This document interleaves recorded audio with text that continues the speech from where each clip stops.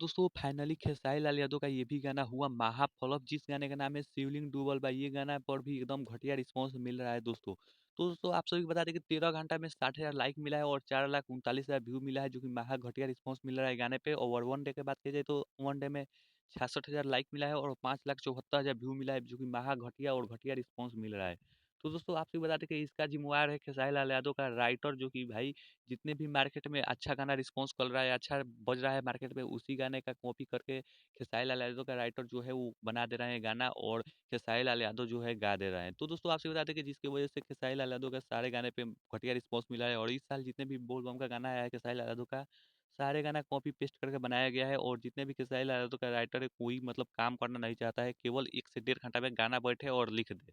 और ऐसे इसी तरह से गाना लिखेंगे तो भाई खेसारी लाल यादव का मार्केट जितना भी बचा है वो भी भाई खत्म होने वाला है।